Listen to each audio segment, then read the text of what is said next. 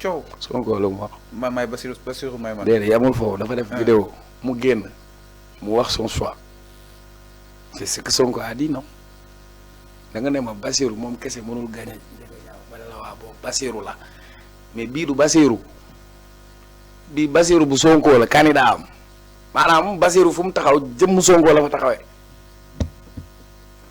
comprendre nga ma. tu m'as compris. mais c'est vrai que aussi dina am loo xam dina ko jur Cheikh Omar. waaw mais c'est-à-dire xam nga da nga ma laaj benn question. ok. fi nga jëm mën naa fa ñëw.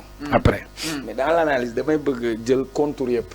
premier contour mooy Sonko moo tànn Bassirou Diomaye oui ou non.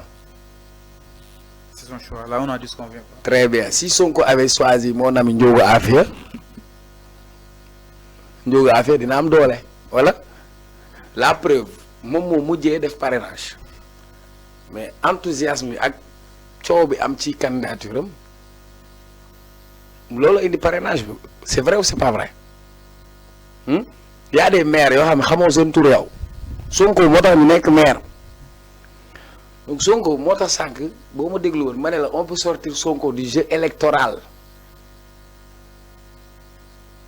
jël nañ Sonko tëj nañ ko ci kaso bi xañ nañ ko àqam ak yelleefam joxuñu ko parrainage foog ni du bokk dee na ñu dem ba jàpp ni suul nañ ko mu sulli beneen bi mu sulli mooy Bassirou comprendre nga léegi.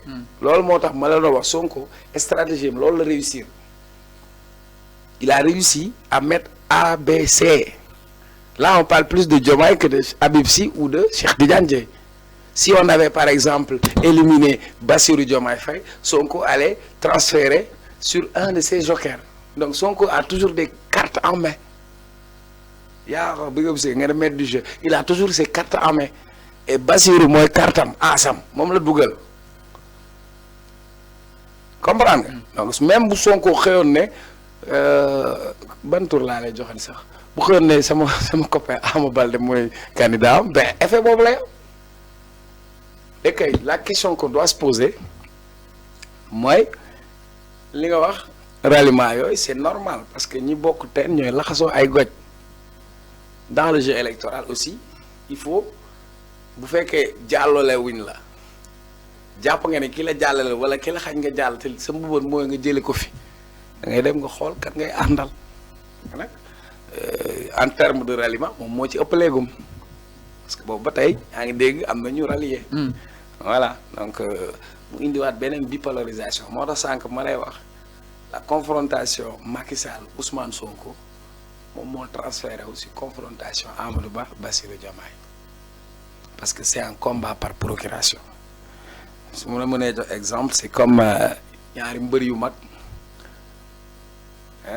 bëre nañ waroon nañu bëre mais ci biir écrit bi ku nekk am nga mbër mu nekk sa wet sa poulain ñaari poulain yi ñooy daje c'est bon tu m'as compris maintenant. Alors donc c'est maintenant le jeu est ouvert parce que naturellement il y a une distribution. Si on confirme que les 19 candidats vont partir, tous les autres candidats devront se déterminer. Et en fonction de là où ils se situent, ils pourront se déterminer. Il y aura des gens qui vont se déterminer, ils vont peut-être rallier le régime, d'autres vont rallier l'opposition. Et parmi les candidats de l'opposition les plus en vue aujourd'hui, c'est Bassirou Diomaye Faye, qui est en prison et qui doit sortir incessamment. Alors qui doit sortir incessamment mu nekk li nga xam ni itam tey jii son avocat maître Moussa ñëwaat na si nu mu gën a yaatoo ginnaaw bu leen ko président Macky Sall santé pour ñu dem bindal li nga xam ne que moo di le juge d'instruction waaye ba tey amaguñu si retour bu li nga xam ne que moo di bu positif alors la libération imminente Bassirou Diomaye Faye ban jàngat nga si am ba tey ñi ngi fi ñu daal di taxaw tey gis naa Alioune Tine aussi si artu allant dans sens daal di jàpp ni nous sommes à 24 heures justement de l'ouverture de la campagne et il y a un candidat bi nga xam ne itam ba tey mi ngi si kaso bi là aussi ban jàngat nga si def est-ce que ki nga xam ne que moo di dafa volonté régime bi am nañ concrètement cette volonté à vouloir peut-être libérer ki nga xam ne que moo di Bassirou. waaw man jàpp naa ne bu ñu amoon volonté libérer nañ ko ba yàgg amuñu wanewuñu woon volonté boobu. mais là on parle de la séparation des pouvoirs concrètement lu ñu mel seen rôle la. waaw léegi dans la séparation des pouvoirs le procureur de la République il dépend de qui? Le ministre de la Justice. Le ministre de la Justice dépend de qui? Le Premier ministre. Le premier ministre dépend de qui? Du président de la République. Donc le président là, il incarne l'exécutif. Donc ici, les avocats de Bassirou avaient introduit une demande de liberté provisoire. Qui a refusé? Le juge. Non, c'est le procureur. Ah oui. Le procureur, vous opposez aussi cette demande de liberté provisoire, ne sera pas libéré. Abdou Karim Diop moo si opposé wu.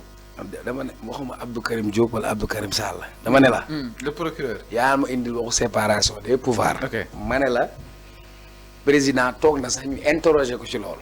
mooy bi mu dajeeg sama grand frère bi Racine Talla ak yooyu ñu teg seen schéma lañ ko laaj mu ne ñu am nañ volonté avocat yi jaar fi ñu war a jaar les avocats l'avaient fait voilà. même bu dul avocat yi defuñu ko sax li gënoon logique dès l'instant que conseil constitutionnel génnee candidat yi ñu boole ko ci dafa war a nekk d'égale dignité aux autres candidats. Il doit pouvoir battre campagne. Est-ce que vous trouvez logique qu'on puisse le trouver en prison caméra yi di ko fa fekk? Mais ils ont trouvé une alternative. waaw non alternative boobu c'est pas souhaitable c'est-à-dire keneen dem di ko wax li gënoon moom mu ñëw toog wax ak sénégalais di ko dégg muy gisante ak sénégalais après sénégalais bu ñuy tànn ñoom ñoo xam ku leen neex nañ tànn mooy benn mooy d'abord ñu tolloole leen mais beneen bi ki ngeen teg loxo suba mën na nekk président au Sénégal voilà c'est une possibilité.